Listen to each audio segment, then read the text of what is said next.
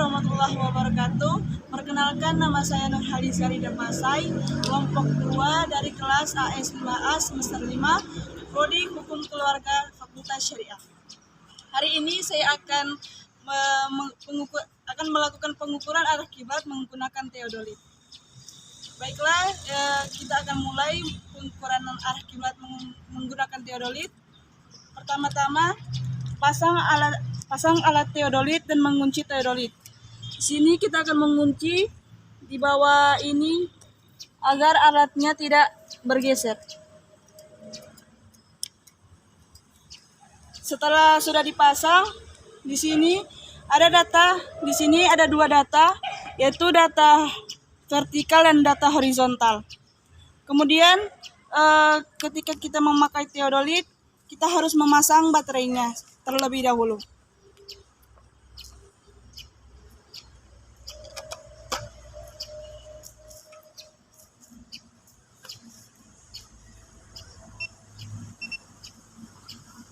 Di sini akan tertulis data vertikal dan data horizontal. Kemudian di sini ada lensa untuk membidik azimut bangunan.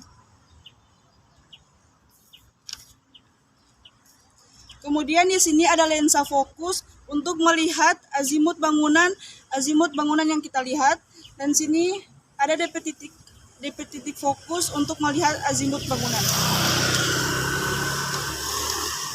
Kemudian kita mengatur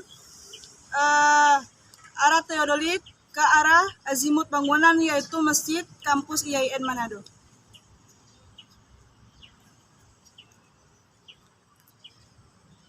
Setelah itu kita akan membidik azimut bangunan dari Masjid Kampus IAIN Manado.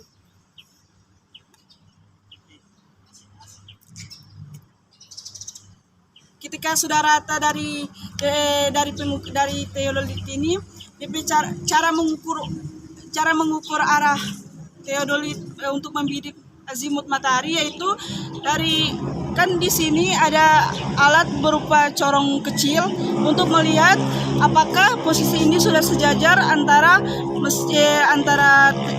alat teodolit dan Masjid Kampus IAIN Manado. Kemudian ketika sudah sejajar, kita fokuskan. Di sini ada water pass. Di sini ada water pass. Di sini ada water pass datar dan juga ada water pass tabung.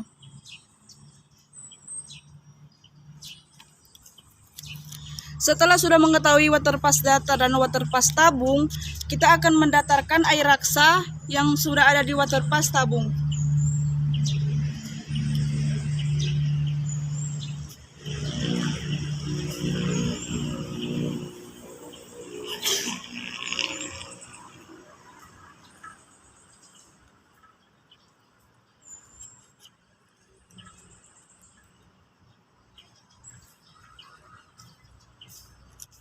Ketika sudah sejajar air raksanya, maka kita akan membidik azimut matahari.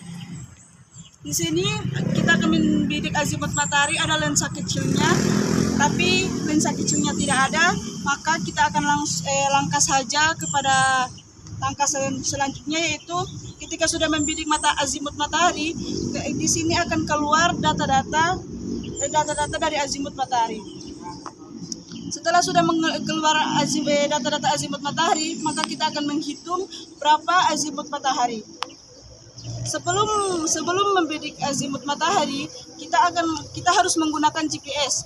GPS itu akan menentukan bagaimana jam berapa, menit berapa, dan detik berapa kita akan membidik azimut matahari.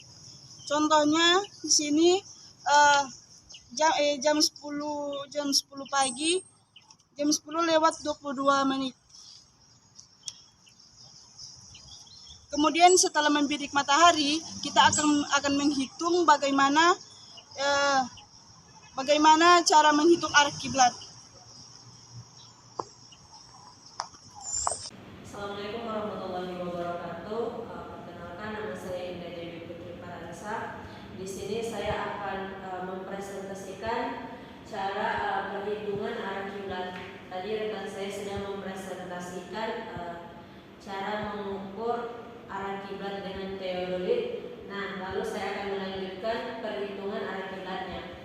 Diketahui itu pada tanggal 3 bulan 12 2022 yang berlokasi di IAIN Manado, pada waktunya jam 10:22 WITA dengan GMT-nya pada jam 2.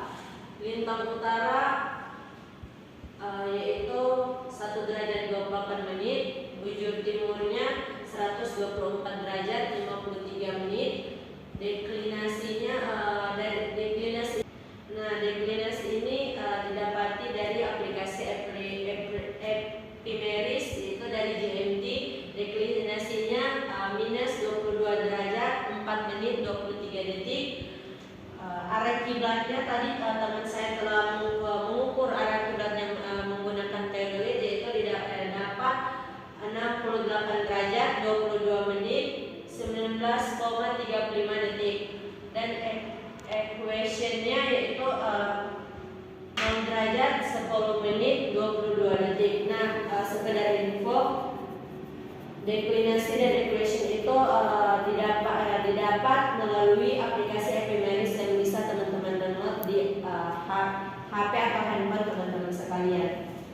Nah, pada penyelesaian MP ini ialah meridian pas. Nah, meridian pas itu rumusnya 105 kurang lambda itu bujur timur, bahagi 15 ditambah 12 dibahagi equation. Nah, tadi sudah ada ada penjelasannya tentang diketahui itu. Jadi 105 ini kurang lambda yaitu 124 derajat 53 menit dibahagi 15 ditambah 12 lalu dibahagi lagi dengan equation yaitu 0 derajat 10 menit 22 detik. Hasilnya akan dapat 10 derajat 30 menit 6 detik. Nah, setelah dari hasil ini yang didapat itu pada kalkulator harus ditekan shift derajat. Jadi jika teman-teman sudah jumlahkan hasil daripada ini, itu nanti shift derajat nanti akan teman-teman dapati hasilnya, namun sudah lebih rinci, ada derajat, menit dan detiknya. Nah, lalu masuk pada sudut waktu. Sudut waktu simbolnya T. Rumusnya dalam kurung MP kurang W kali 15. MP di sini tadi teman-teman sudah dapat hasil dari MP yaitu 10 derajat 30 menit 6 detik dikurang W ini waktu dari sini. Ini 10:22 dikurang 10/22 menit kali 15. Hasilnya dari sudut waktu ini teman-teman akan dapati 2 derajat 1 menit 30 detik. A sama dengan cos tan A sama dengan cos P kali tan D per sin T kurang sin P per tan T. Lalu cos sama dengan cos P yaitu 1 derajat 28 menit kali tan D yaitu tan minus 22 derajat 4 menit 23 detik per sin T yaitu sin 2 derajat 1 menit 30 detik. Hasilnya dapat minus 11 derajat 28 menit 19,999 detik. Lalu dari sin P per tan T yaitu sin P 1 derajat 28 menit per tan T 2 derajat 1 menit 30 detik, dan hasilnya 0 derajat 43 menit 26,04 detik.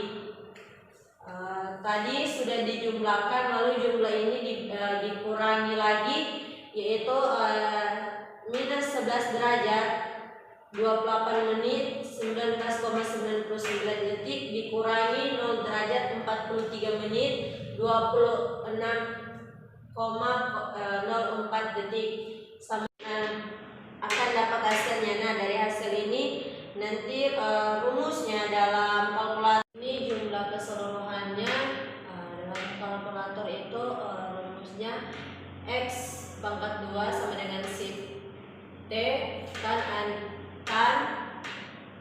ANS sama dengan shift T derajat. Nanti dapat jumlahnya jumlah azimutnya minus 4 derajat 41 menit 14,58 detik. Nah, itu ditambah 90. Nanti ditambah 90 lalu hasilnya 85 derajat 18 menit 45,42 detik. Nah, masuk pada AK itu arah kiblat. Rumusnya 360 derajat kurang A kurang Q. Q itu adalah arah kiblatnya. Nah, 360 ini kurang A azimutnya yaitu 85 derajat 18 menit 45,42 detik dikurangi Q-nya 68 derajat 22 menit 19,35 detik. Hasilnya nanti jadi 206 derajat 18 menit 55,2 detik. Mungkin hanya itu cara perhitungan arah kiblat yang bisa saya presentasikan. Kurang dan lebihnya saya mohon maaf. Wabillahi taufiq wal hidayah. Wassalamualaikum warahmatullahi wabarakatuh.